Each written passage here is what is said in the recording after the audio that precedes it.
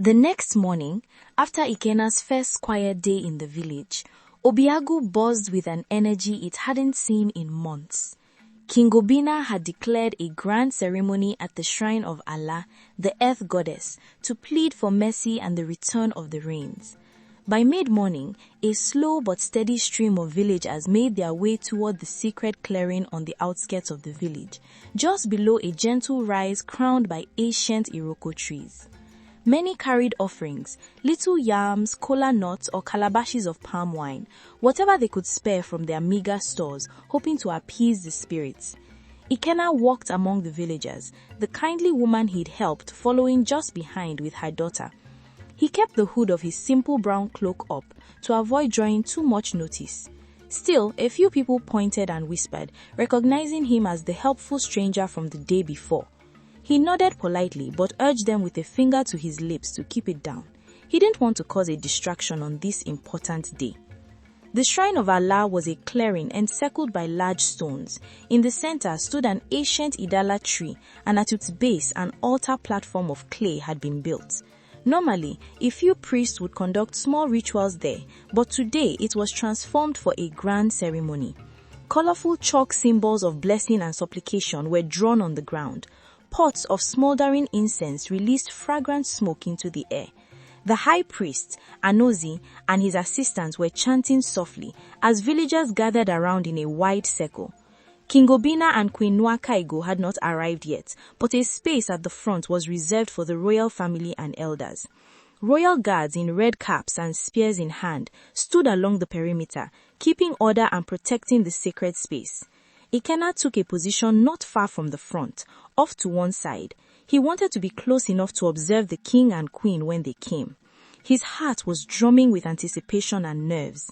Today, he might lay eyes on his mother and brother, perhaps even find a chance to speak to the queen or discreetly show her the cloth that would reveal his identity. Before long, a murmur rippled through the crowd. The king is coming. Obina appeared, walking solemnly with a contingent of palace guards and a few elders.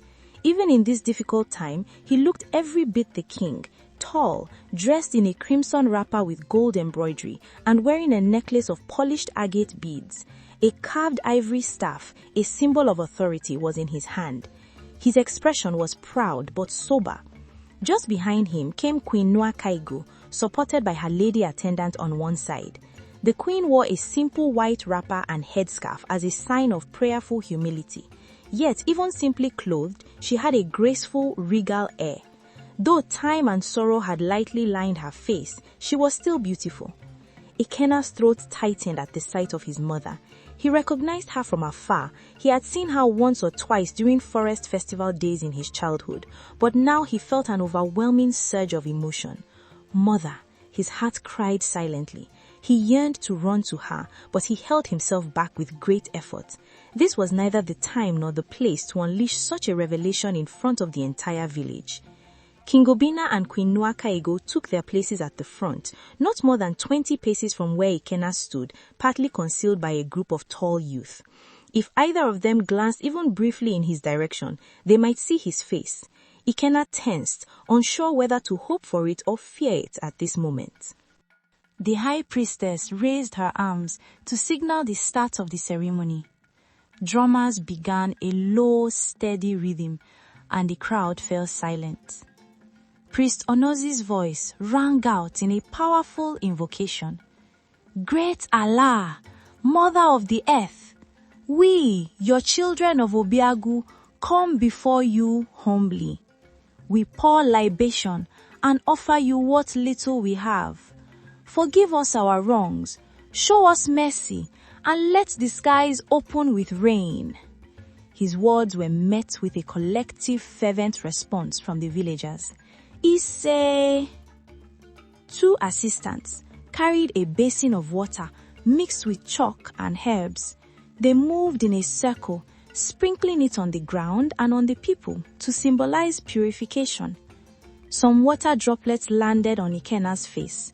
He closed his eyes and silently prayed along, feeling the coolness as a blessing. Queen Nwakaigo stepped forward with trembling hands. to place a small loaf of bread and a bowl of fresh pepper soup on the altar. Precious food, given as offering. Ikenna heard her voice softly as she knelt. Allah, we beseech you, accept our sacrifice and save our children. Her desperation was palpable. A lump formed in Ikenna's throat.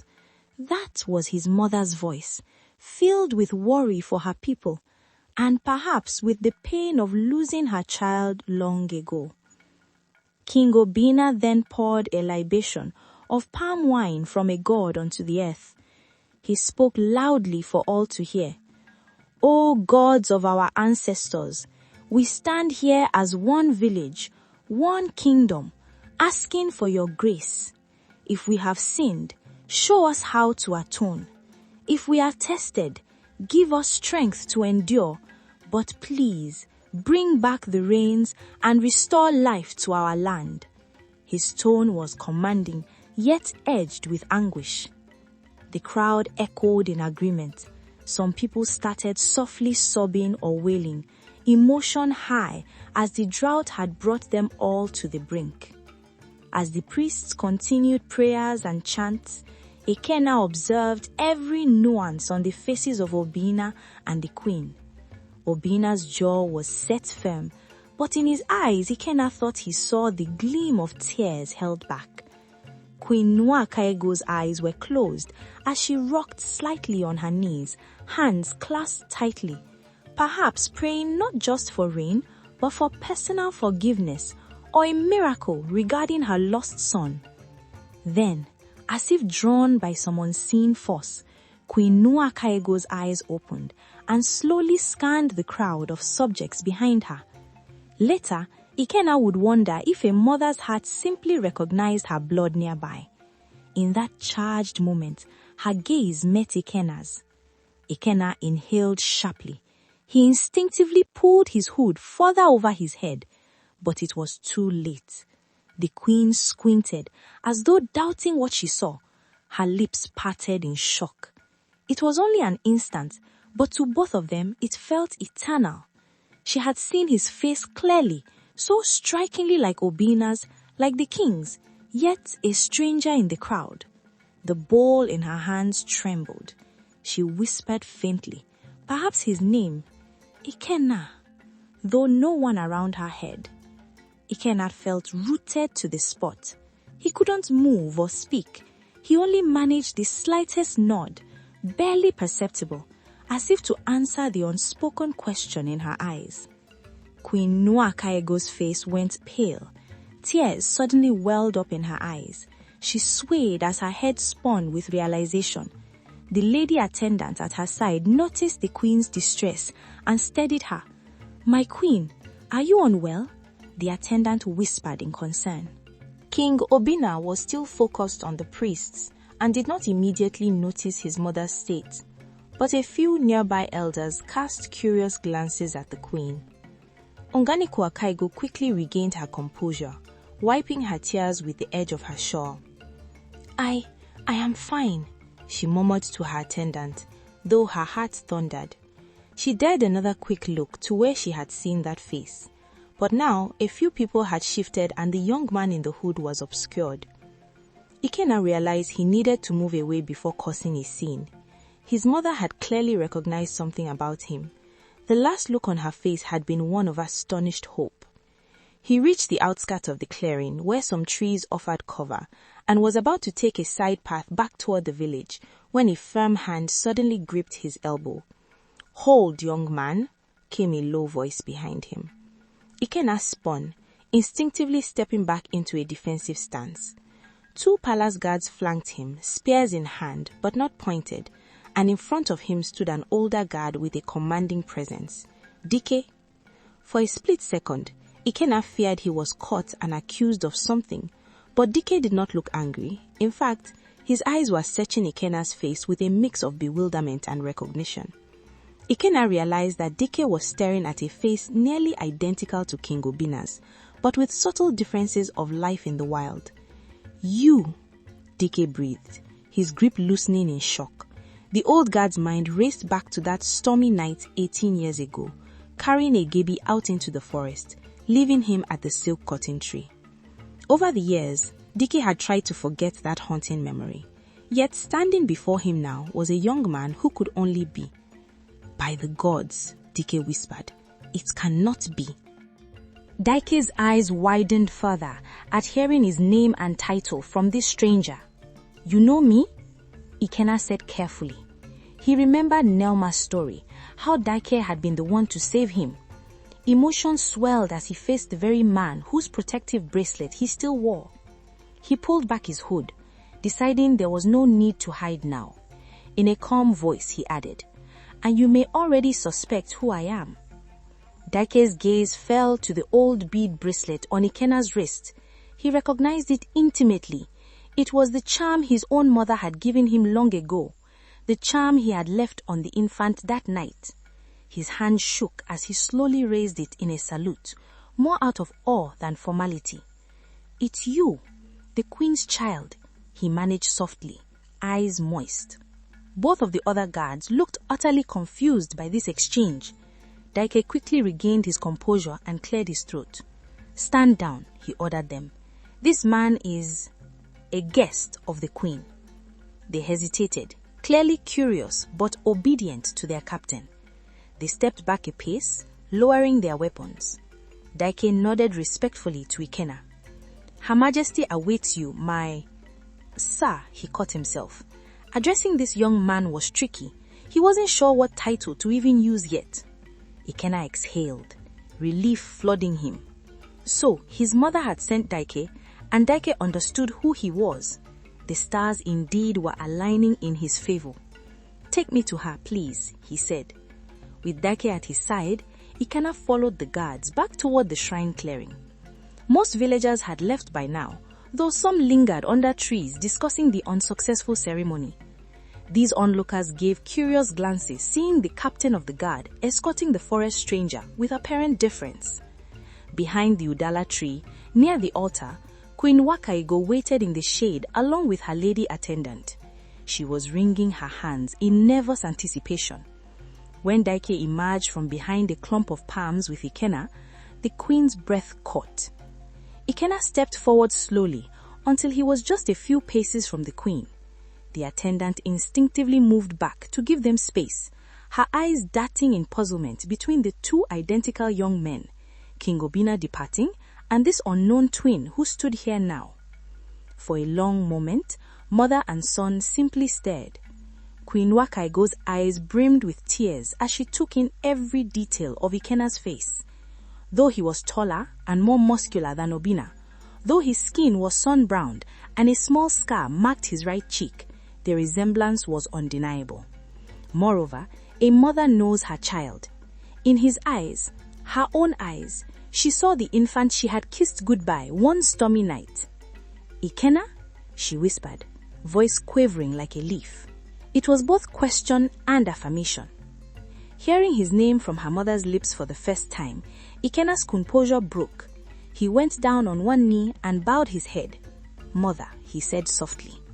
With a cry, Queen Wakaigo rushed forward and embraced him. Protocol and appearances were all forgotten. She held him tightly as though afraid he might vanish, her tears flowing freely now. My son, you are alive, she wept. Ikenna wrapped his arms gently around her, overcome by emotion. In that embrace, 18 years of separation melted away. He felt her sobs against his chest and realized he was crying too. I survived. Enneoma saved me, he murmured. Enneoma. The queen pulled back slightly, hands on his shoulders as she looked at him in wonder. So it's true. The gods heard my prayer that night and sent her to you. She brushed his hair with trembling fingers. Look at you. So strong, so handsome, just like Obina. Oh, my dear child, can you ever forgive us? Ikenna shook his head gently. There is nothing to forgive you for, mother. I know you tried to save me. I know you suffered. He wiped a tear from her cheek, surprising both of them with the tenderness of the gesture. Queen Onwakaigo turned to Daike then, her eyes shining with gratitude through tears. "Daike, you are the one who carried him that night. You saved my son," she said, voice quivering. "I have never forgotten your courage." The old guard bowed deeply. "My queen, I only wish I could have done more. Seeing him alive and well is the greatest reward of my life." Ikenna stepped forward and clasped Daike's hand. "Thank you," he said earnestly. "You gave me a chance to live. I will never forget that." Daike smiled, standing a little straighter as he realized the boy he saved had grown into a man of honor. Queen Onwakaigo acknowledged the truth in their words. She caught the sleeve of Daike, the captain of the palace guards who stood nearby. "Daike," she said in a low, intense voice. "There was a young man over there." She gestured subtly with her chin toward where she had spotted Ikenna. "Find him for me, quietly and quickly. I must speak to him." Daike blinked, momentarily thrown by the queen's unusual request, but he respected her deeply. "At once, my queen," he said, signaling two guards to join him as he slipped into the thinning crowd. Obina observed this exchange, baffled. His mother was normally composed and not prone to sudden commands. "Mother, who is this young man you want to speak with?" he asked. Queen Onwakaigo pressed her lips together, deciding on caution. I thought I saw someone from my past. It may be nothing. I will know when I speak to him." Her voice shook slightly with contained excitement and anxiety. Obina frowned. He looked out over the crowd, trying to guess who had unsettled his mother so. He saw only familiar villagers and perhaps one or two outsiders. Could it be some old family acquaintance? Or something more troubling? "Should I come with you?" Obina offered, protective. "No," the queen said quickly, placing a hand on his arm. She tried to smile. "Continue your duties, my son. I will be fine. Go back to the palace and prepare. People will expect guidance after the ceremony. I will join you shortly." Though unconvinced, Obina nodded slowly. He signaled his own guards to escort the elders and began walking back toward the palace, glancing over his shoulder with worry. Queen Onwakaigo almost never kept things from him. This mystery pricked at his curiosity and concern.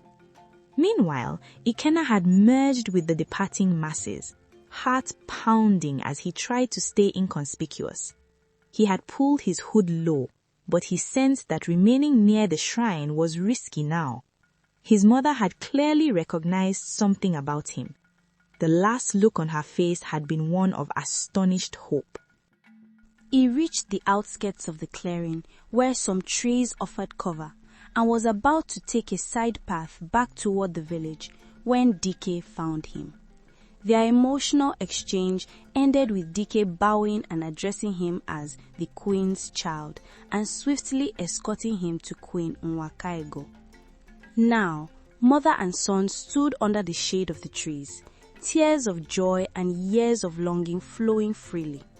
They moved into deeper shade to speak privately, as Dike and the attendant kept a respectful distance. Queen Onwakaigo asked every question at once. Had he been well? Was he truly happy living with Neoma? Did he know how much she had loved him every single day? Ikenna answered as best he could. Yes, he had been well and loved. Yes, he knew in his heart his mother must have cared. No, he did not hate them for what happened. Queen Onwakaigo's tears of joy mingled with tears of regret.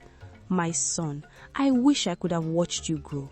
I wish I could have held you all these years," she said, voice trembling. Ikenna squeezed her hand. "We cannot reclaim those years, mother, but we have now." They shared a smile, both feeling a piece of their heart that had been missing click into place. But reality pressed in quickly. Queen Nwakaigo knew time was short before Obina or others became suspicious. Her face grew worried. Obina, the king, we must be careful how we tell him. He is proud and this secret will shake him. Ikenna nodded. I don't want to cause him pain or trouble. I came to help Obiago, not to take anything from him. She smiled with relief at that. You have your father's spirit in you, kind and noble. She hesitated mentioning King Izeodo, but Ikenna placed his other hand over hers for reassurance. They discussed quietly their next steps. Queen Nwakaigo insisted Ikenna come into the palace secretly. We will bring you in as a guest. Tonight, I will tell Obina the truth privately. When his mind is calmer, he will see you with his own eyes and know. Ikenna agreed, though he did feel a knot of anxiety for how his twin would react. DK stepped forward after giving them ample time. My queen, it would be wise to return now. People have noticed something. Whispers are spreading. Queen Nwakaigo realized people had indeed seen her tearful reunion and the uncanny resemblance of the king she embraced to the king. Already, a few onlookers gawked from afar. Yes, let us go, she said. She turned to Ikenna, reluctant to let go of his hand even for a moment. Stay by my side. We'll face whatever comes next together. Ikenna felt a surge of warmth and courage. He had found his mother and been welcomed with open arms. Half the battle was already won, Ikenna said, straightening up. He pulled his hood back over his head to avoid attracting more attention on the way. Queen Nwakaigo also drew her veil slightly across her face, more to hide her overflowing happiness than her identity. Surrounded by DK and the loyal guards, the queen and her rediscovered son set off toward the palace by a back path, hearts intertwined with hope and trepidation. Within the guarded walls of the palace, Queen Nwakaigo led Ikenna through a side entrance known only to insiders. Daike and 2 trusted guards flanked them. The hallways were quiet at this hour. Most courtiers and servants were still at the shrine or returning from the ceremony. The queen moved with urgency, one hand holding Ikenna's and the other pressed to her heart as if to calm its wild beating. They stopped outside a heavy wooden door that led to a private antechamber of the king. Queen Nwakaigo turned to Ikenna. Wait here, I will bring Obina, she whispered. Her eyes conveyed both joy and worry. Ikenna nodded, pulling back his hood at last. There was no need for disguises now. The queen and Daike slipped into the chamber. Ikenna stood just beyond the threshold, accompanied by 1 guard. He could hear the queen speaking softly inside, her tone both gentle and firm. My son, I need to speak with you alone, Queen Nwakaigo said to Obina, who had just arrived back at the palace and was pacing the chamber anxiously. Obina dismissed the few attendants around him, sensing the gravity in his mother's voice. Mother, what is it? Did you find the young man you are looking for? He had been filled with restless curiosity ever since the shrine. Queen Nwakaigo clasped her hands tightly. I did. He is here. Obina's eyebrows shot up. Here? In the palace? Who is he that you would bring him under our roof so secretly? The queen took a deep breath. This was it. Obina, my dear, what I'm about to tell you will be difficult to accept, but you must listen with an open heart. Her voice trembled despite her resolve. Obina stepped closer, concern etched on his face. He had never seen his mother so anxious yet determined. You are scaring me, mother. Just say it. Queen Nwakaigo reached out and held Obina's hands. She felt the same warmth and shape as she had with Ikenna moments ago. Tears pricked her eyes. On the night you were born, she began gently, I did not give birth to 1 son. I bore twin boys. Obina blinked, confusion crossing his face. He almost laughed, thinking he misheard. Twins? But... The queen squeezed his hands, tears slipping down her cheeks now. It's true. You had a brother. We named him Ikenna. He was taken away that very night because of the law. I thought I lost him forever. Obina's mouth dried. His mother's words hammered at the walls of everything he believed. A brother? But the midwives, father, they never said, "You and father told me I was your only child." His voice rose with a mix of shock and a hurt that cut deep. The room seemed to tilt. He steadied himself against the edge of a table. Memories flashed. His childhood nightmares of a presence. The emptiness he sometimes felt. The whispers in recent days about a forsaken life.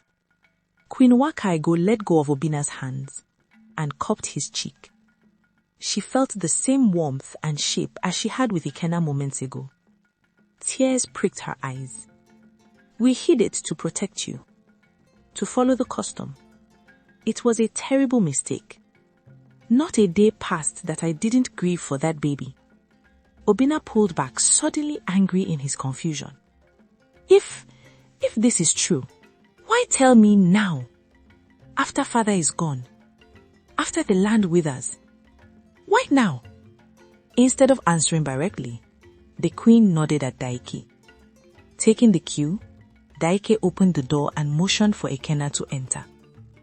Heart thudding in his chest, Ikenna stepped over the threshold and into the royal chamber. The guard outside remained at the door, closing it behind him to ensure privacy. Obina's eyes widened as he looked upon the newcomer. It was as if he were staring into a hazy mirror. The young man before him was nearly his perfect double. Same eyes, same strong jawline, though clad in simple hunter's clothes and with a rustic air about him. Obina felt a jolt, a rush of disbelief mingled with an uncanny recognition deep in his soul. Ikenna felt similarly overwhelmed. This was his twin brother, the other half of the life that had been taken from him. Dressed in kingly attire, Obina looked formidable, but Ikenna could see the vulnerability in his expression at that moment. For a long bit, neither brother spoke. They only stared, each taking in the reality of the other's existence. Queen Wakaigo broke the silence softly. "Obina, this is Ikenna, your twin. And Ikenna, this is Obina." Obina found his voice, though it quivered with shock. This is impossible," he stammered. "You expect me to believe after all this time?" He took a step toward Ikenna, eyes scanning him up and down. "Who are you really?" he demanded, voice hardening as years of training in skepticism and authority kicked in. "Is this some trick? Some sorcery?" Ikenna understood Obina's reaction. Gently, he reached into the leather satchel at his side and drew out the carefully folded red and gold cloth he'd carried. He unfolded it and held it out with both hands. "I am Ikenna," he said, voice steady but respectful. "I have only what the queen gave me when I was born. This cloth..." Obina's gaze flickered to the cloth.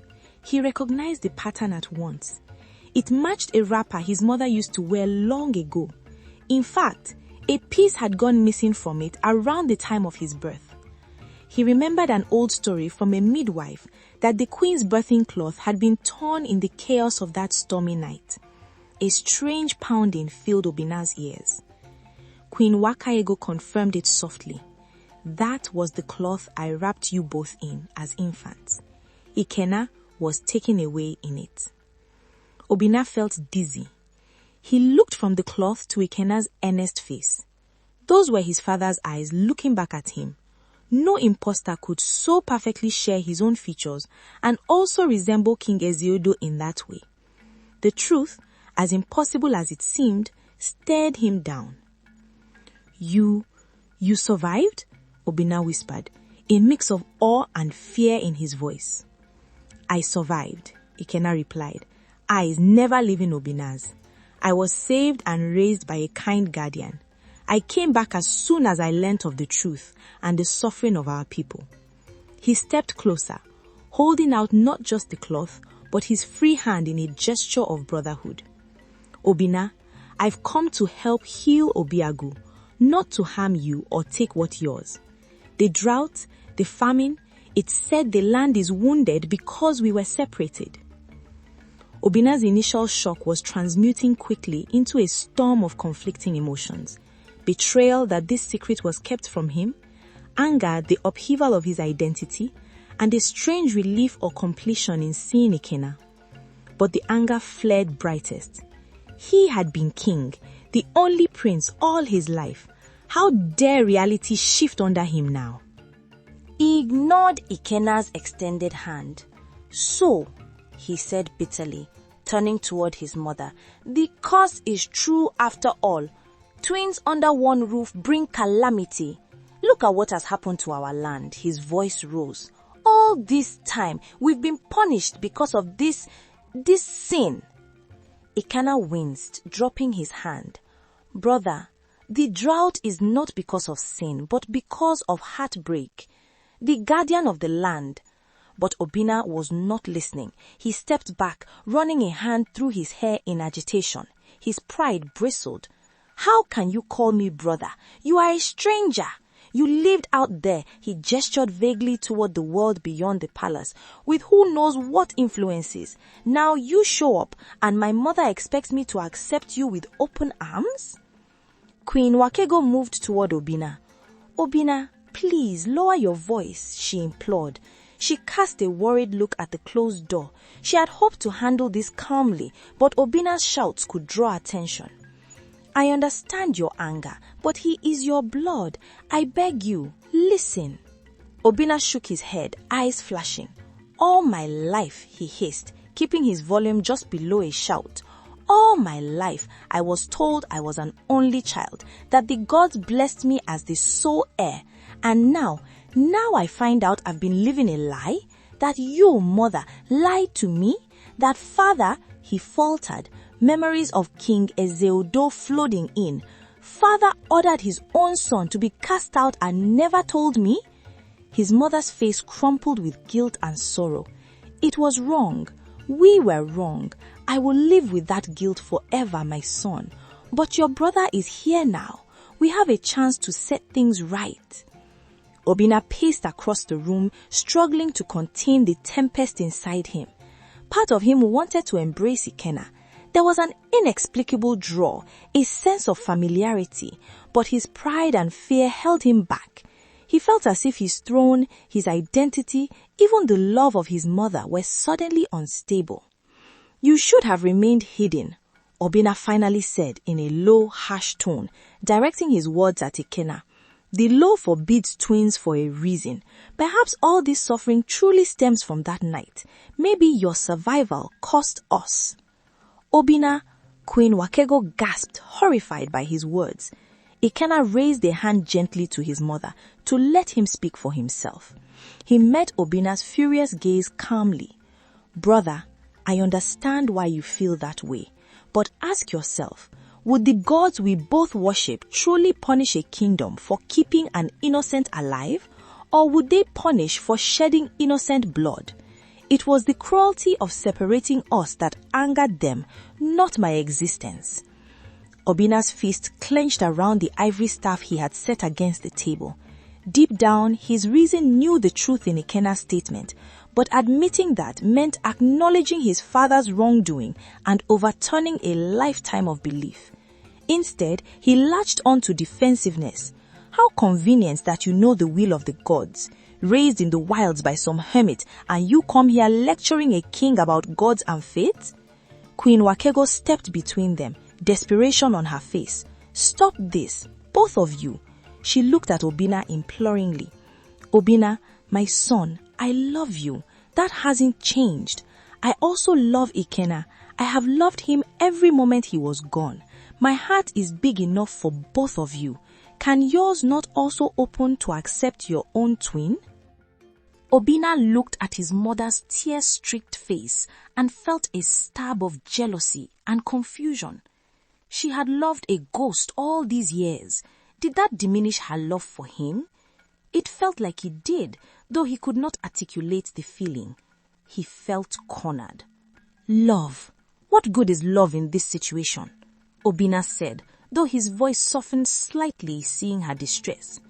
Will love make it rain? Will love feed our people? Queen Nwakego's eyes blazed. Maybe it will, she said fiercely. The land is suffering from hate and fear. Perhaps love and reunion are exactly what we need. Ikenna took a risk and stepped nearer. Maybe it will, he echoed quietly. If we stand together, if we heal this wound in our family, perhaps the land will heal too. Give me a chance to help you, Obina. I don't want your throne or your crown. I only want to save our home. That is why I came. Obina turned away, his back to them as he stared at the lattice window where bright sun streamed in, pitiless and dry. His mind churned. Could it be true that unity was the answer? Or was this forest twin just trying to ingratiate himself before making a claim? Obina's insecurities whispered darkly. What if everyone prefers him? He is kind, he is strong, he already has mother enthralled. The villagers whisper of a savior from the forest. The thought planted fear in Obina's heart that he might be overshadowed or even usurped. He spun back to face Ikenna and the queen. No, I will not simply accept this. He pointed a finger at Ikenna. If you truly are my brother, then you are also a threat to the stability of this kingdom. Think what chaos would erupt if people find out the king has a twin. Half of them will call to worship you like a savior. The other half will call for your death as a curse. Perhaps both factions will tear the realm apart. Queen Nwakego shook her head. You underestimate our people. They can learn, change. Obina cut her off, raising his voice. Enough. This should have been my decision to make long ago, and it was taken from me. Now I must deal with the consequences. He strode to the door and yanked it open, startling the guard outside. Guards, Obina barked. The guard peered in and Obina pointed at Ikenna. Take this man to the North Tower room. He is to be kept there under watch until I decide what to do next. Obina, no! The queen moved toward him, but Obina stepped aside. Ikenna did not resist, as two guards gently but firmly took his arms. He gave the queen a reassuring look. I'll be all right, he said softly, though his heart sank at Obina's rejection. Queen Nwakego reached out as if to go after them, but Obina stepped into her path. Mother, I will not harm him, but I need time to think, he said, jaw tight. Please, let me handle this. Tears streaming, the queen whispered, He is your brother, Obina. Have a heart. Obina closed his eyes briefly. When he opened them, they were filled with pain. My heart is torn in two right now, mother. I cannot think clearly. He gestured to Dike, who hovered anxiously. Captain, ensure the guest is treated well but kept secure. Dike, looking unhappy but duty-bound, nodded. Yes, Your Majesty. As Ikenna was gently escorted out, he locked eyes with Obina one last time. I will wait for you to accept me, he said quietly, however long it takes. Obina said nothing, turning away. When Ikenna and the guards were gone, the queen sank onto a chair, covering her face with her hands. Obina stood by the window, watching his brother being led across the courtyard toward the tower. A whirlwind of guilt and regret swirled with his pride and fear. In the courtyard below, a few servants paused in confusion at the sight of two of the king's guards escorting a young man who looked startlingly like the king himself. Whispered questions began to spread in secret corners. High above, in the blazing afternoon sun, King Obina remained by the window, silent and still as a statue. Twin eagles circled each other in the sky. If he had looked up, he might have seen them dancing together on the currents of air. But Obina's gaze was inward, trapped in the tempest of his emotions. Within the palace, the truth was known to three, but already its tremors were beginning to be felt by many. The stage was set for a confrontation not only of brothers, but of old beliefs and new realities that will determine the fate of Obiagu. Word spread quickly through the palace and leaked into the village. Whispers of a mysterious young man in the North Tower who bore an uncanny resemblance to King Obina. By nightfall, speculation buzzed in every corner. Some servants swore they had seen the spirit double of the king being escorted under guard. The more superstitious crossed themselves and muttered prayers against evil. Others, remembering rumors of the forest hunter who helped villagers, felt a cautious hope that perhaps a savior had come. Inside his tower room, Ikenna gazed out through the narrow window at the moonlit courtyard below. A single guard stood outside his locked door, and another was stationed at the base of the tower stairs. Obina had ensured he was treated as an honored guest in terms of food and comfort, but a guest who could not leave. Ikenna's heart was heavy. This was not how he envisioned reuniting with his brother. Still, he did not regret revealing himself. The truth was out now like a seed planted in tilled soil, painful as the plowing had been. He believed it would grow into understanding in time. Down in the royal chambers, King Obina held council late into the night with a select group of advisors and the high priest Anozi. The mood was tense and grim. "So it is true then," murmured one elder, shaking his grey head. "The queen confirmed it to us. The king has a twin." Another advisor, Eze Udi, kept glancing nervously at Obina, as if the king might have grown a second head. "This is unprecedented, Your Majesty. In our history, twins were never allowed to remain both." Priest Anozi cleared his throat. His face was etched with concern, but also a certain zeal. "Your Majesty, the holy laws were put in place for a reason. Twins are an abomination, inviting the gods' wrath. We have all seen what happened since that fateful night. For 18 years, the land has suffered." Obina sat at the head of the table, face shadowed by torchlight. He had said little, letting his advisors discuss, as he inwardly wrestled with himself. Now he looked up, eyes flashing. "I do not need a lecture on the law. I know it well," he said curtly. "What I need are options. My mother, she wants him accepted, recognized as my brother. But what would that mean for Obiagu? Chaos? Division?" "Precisely that," Priest Anuzi said in a low, grave tone. "The common folk are already whispering that the drought might end now that the second son has returned. They will treat him as a savior, perhaps even question your sole right to rule." Anger flared in Obina's chest, though he kept it in check. "He says he doesn't want to claim the throne," Obina muttered, "but words are wind. Once people start praising him..." An elder with a scarred face leaned forward. "Your Majesty, we counsel caution. Perhaps send him away quietly, supply him to live comfortably in another land, far from Obiagu." Ezeudi interjected, "But if the curse is real, sending him away might not appease the gods. What if the drought continues?" At that, a hush fell. All eyes turned to Priest Anozi, the interpreter of divine will. The priest closed his eyes as if searching for an answer in the darkness behind his lids. Our ancestors would say that the presence of twins under the same sky curses the land. In such times, one twin... He trailed off. "Speak plainly, priest," Obina commanded, though a part of him recoiled from hearing it. Anozi bowed his head. "One twin must be offered up or eliminated to restore balance. That is the ancient remedy." Obina sucked in a breath. Queen Nwakaego, who had been sitting quietly in the corner of the room, sprang to her feet then. "No, I will not hear of it," she said, voice fierce, startling the advisors. She had insisted on being present to make sure no harm came to Ikenna in these deliberations. She moved to Obina's side. "My son, do not let them speak such things.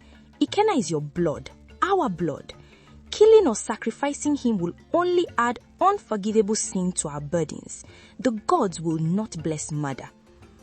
Obina looked torn. Mother, please, I haven't agreed to anything. He raised a hand to quell the debate. Deep down, he knew he could never harm Ikenna. Anger and fear aside, the thought made him ill. And yet, the terrifying responsibility for his people pressed on him. What if the priest was right?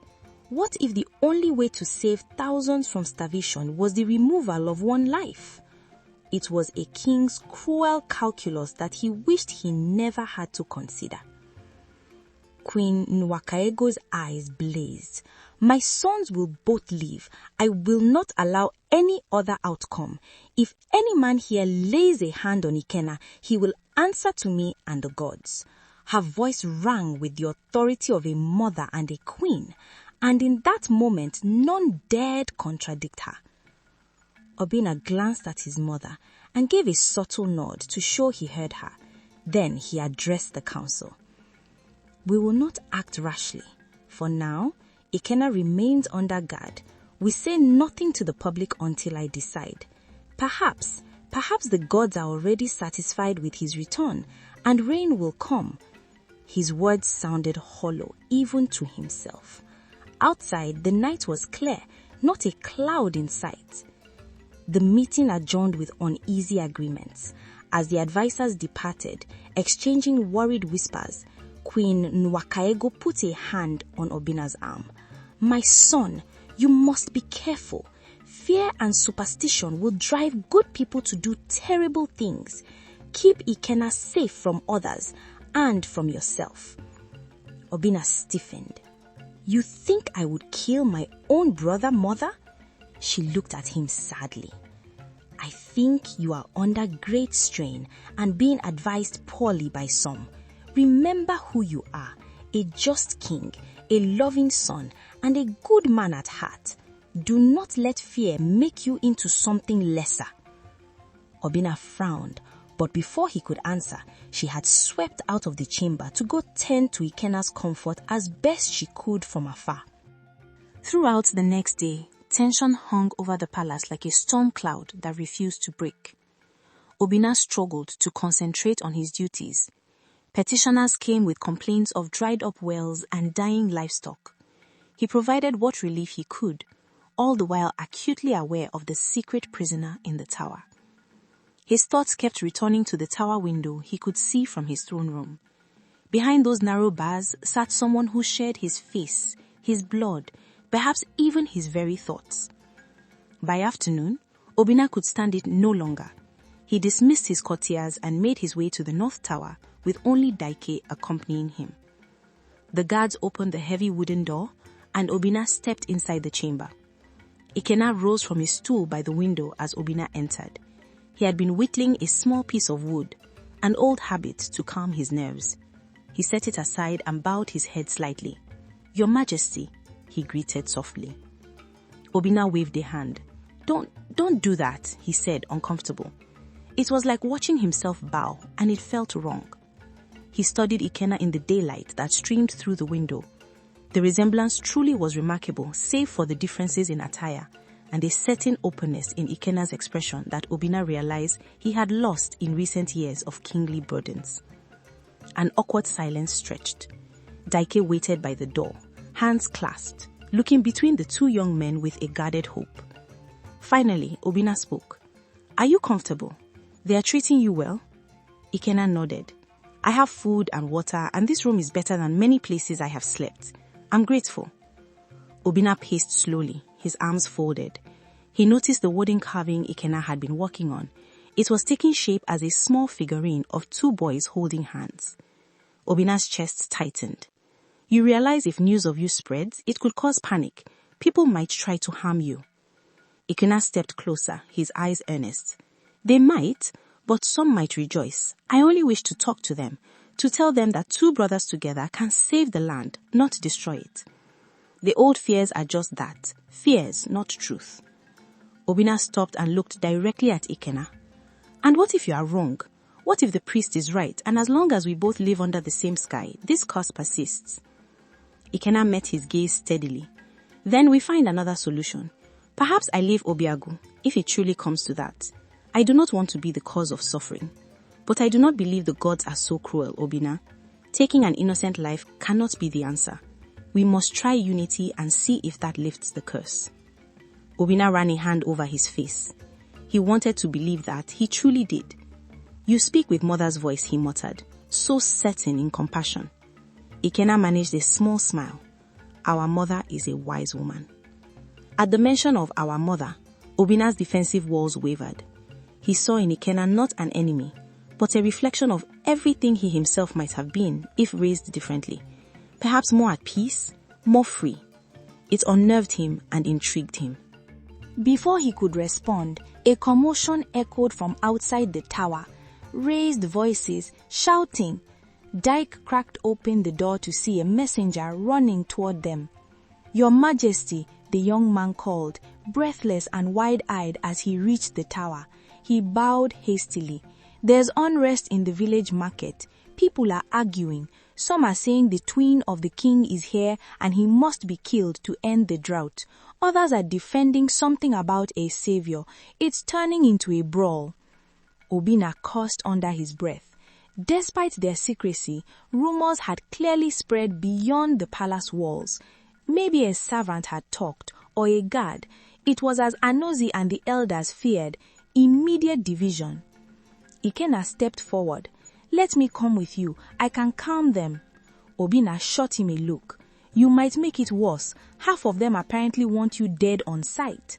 Ikenna's jaw tightened, but he said, "If they see us together, united, they might stop fighting." Obina stared at Ikenna, conflicted. Bringing Ikenna out publicly now was a risk, but leaving the crowd to hysteria fueled by half-truths might be worse. His mind raced.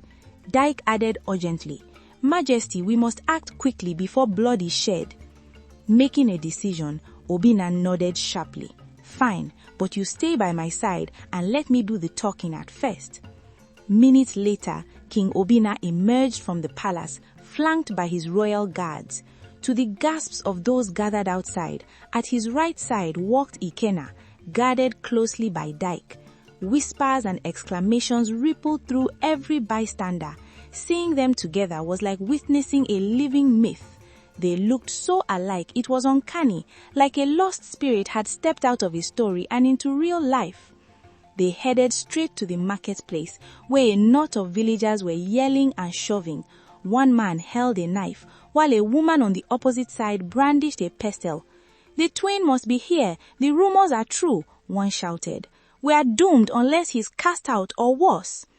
"That's nonsense," cried another villager. "The gods sent a helper. We should honor him, not harm him." Two old men were on the ground after scuffling, and a few others nursed bruises. It was an ugly, dangerous scene, born of fear and desperation.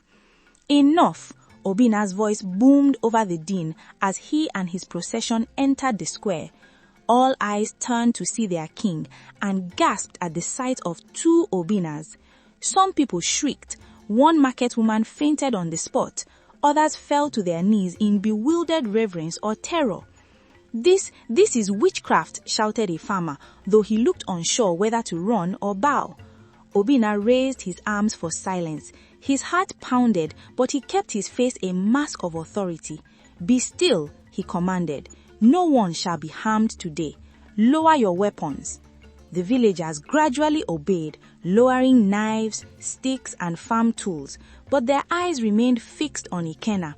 A child clinged to his mother, asking, "Mama, why are there two kings?" The mother hushed him, fear in her face.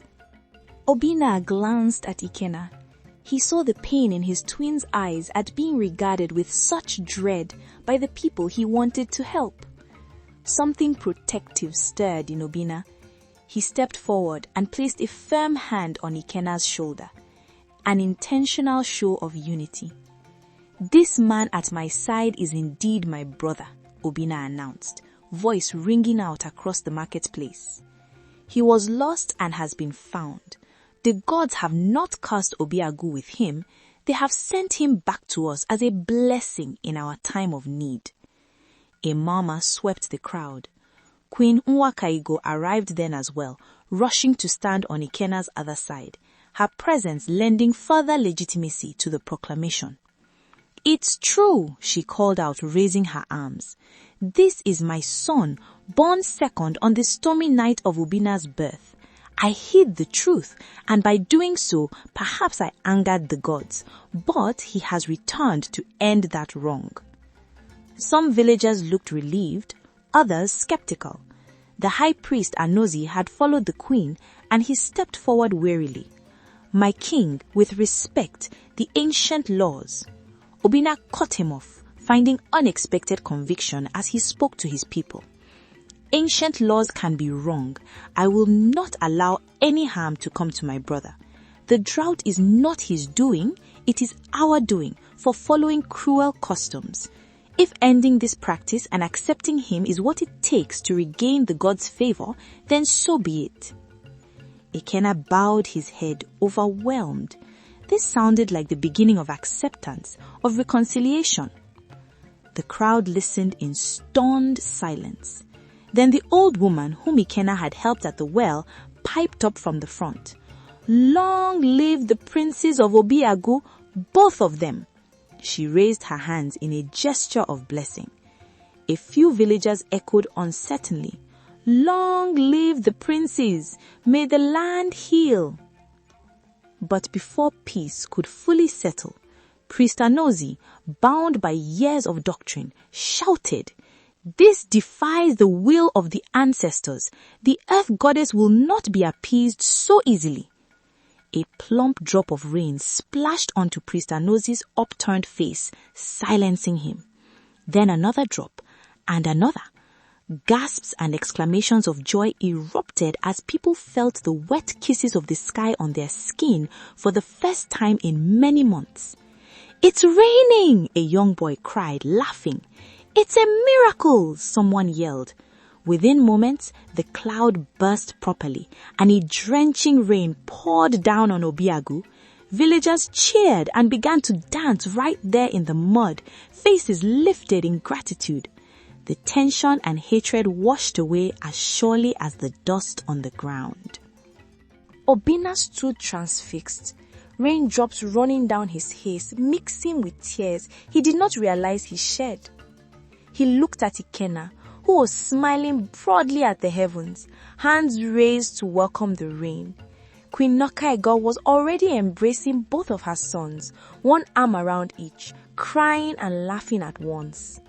Priest Anozi fell to his knees in awe and perhaps chagrin, understanding that the God had spoken more clearly than any scripture.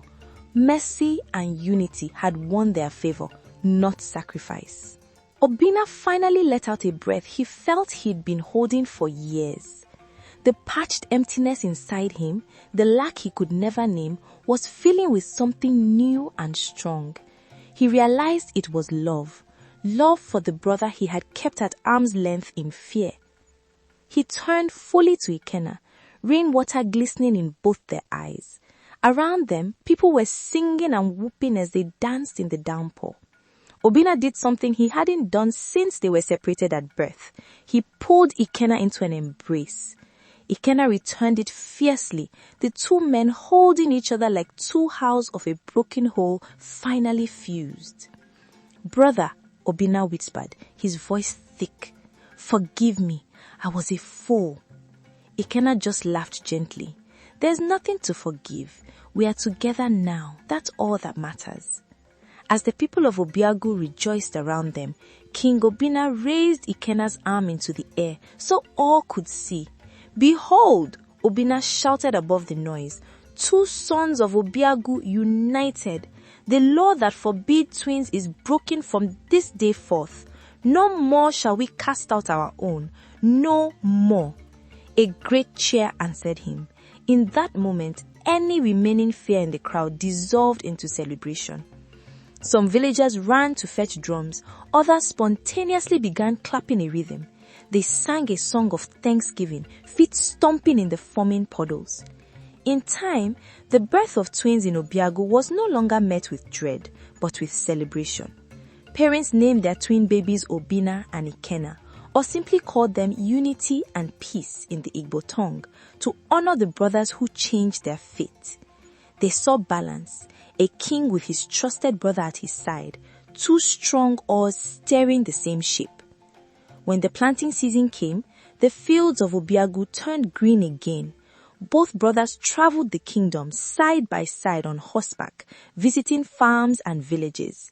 People celebrated them with songs wherever they went. At the next New Yam festival, Obina and Ikenna appeared together in the arena. In a gesture that moved all, the king invited his twin to join in the ceremonial first yam tasting, an honor traditionally reserved for the ruler alone. Ikenna respectfully offered the yam to Obina to take the first bite, and Obina, after tasting, handed it to Ikenna for the second bite. The watching crowd erupted in applause and danced at this public display of unity. Never had Obiagu witnessed such a festival, full of renewed hope and joy. In the days that followed, the rains continued intermittently, each shower bringing new life. Green shoots began to pick from the soil, and the riverbeds trickled back to life. Obiagu had suffered, but hope had returned.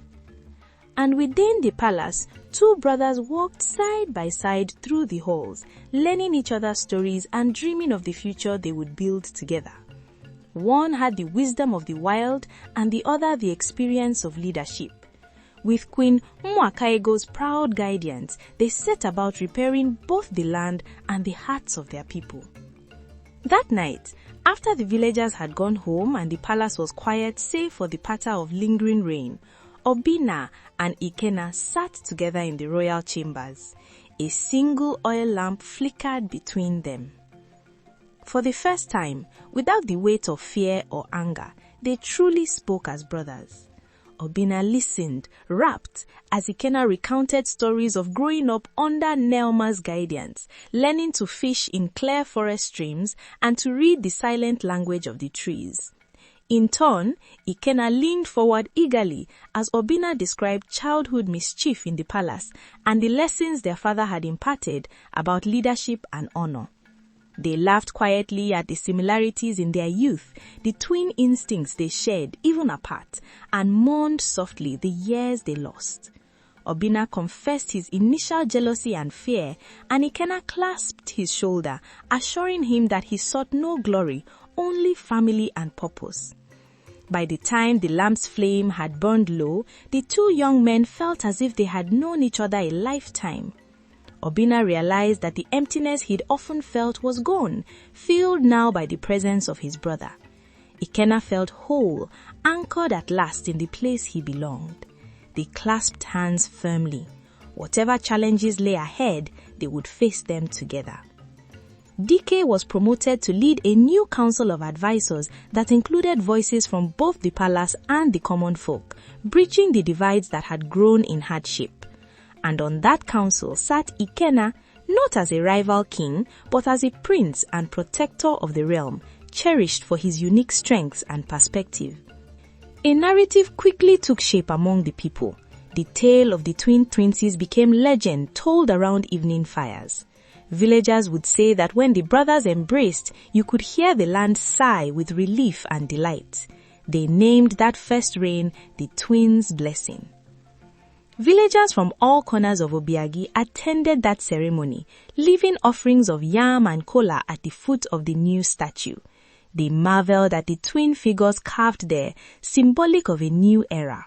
Mothers held their twin babies in the air, no longer afraid, and the crowd cheered to see those once feared, now cherished. The priests led a prayer asking forgiveness for past wrongs and blessings for the future under the united leadership of the twin sons. At the shrine of Allah, a new carving appeared on its altar. Twin figures standing together under a sun and rain, symbolizing harmony. The high priest, humbled and enlightened, helped dedicate it in a ceremony where both Obina and Ikenna gave thanks to the gods for a second chance. And indeed, far at the forest edge, unseen by mortal eyes, Inelma's spirit watched over them. When the first rains drenched the earth, she had stood beneath the silk cotton tree with tears of joy on her cheeks. Now, Each season when the planting began, some say a gentle old woman would appear in Obiagu just at dusk, walking among the fields to bless the crops before disappearing into the night. The people knew in their hearts it was the goddess among them, content at last to see her children living in harmony. In the years that followed, elders would often recite a new version of an old proverb: "Let the eagle perch and let the hawk perch as well. If one denies the other, may its wing break." But in Obiagu, both eagles perched together, and under their dual shadow, the kingdom knew peace and plenty. Thus ends the epic tale of Obiagu's forbidden twins, two brothers separated by darkness and fear, who found their way back to each other and brought light and unity to their kingdom. The law that had once condemned them was forever abolished, replaced by newfound faith that love, above all else, would keep the land strong and whole for generations to come. And so it was that through truth and brotherhood, the ancient wounds were healed and Obiagu thrived once more. This story teaches that traditions built on fear can destroy families and harm an entire community, while truth, love, and courage have the power to heal even the deepest wounds. When people choose mercy over cruelty and unity over division, blessings return and life is restored. The suffering of Obiagu shows that injustice, especially against the innocent, never brings peace. But when wrongs are corrected and hearts are opened, both people and land can be healed. True leadership is not about pride or power, but about listening, compassion, and the willingness to do what is right, even when it challenges long-held beliefs. Thank you so much for watching. Your love and support mean everything to me. If this story inspired you, please give it a thumbs up and share it with your loved ones to spread the inspiration. I'd also love to hear your thoughts. Feel free to share them in the comments below. And don't forget to subscribe to the channel for more interesting African stories. See you in the next video. Bye!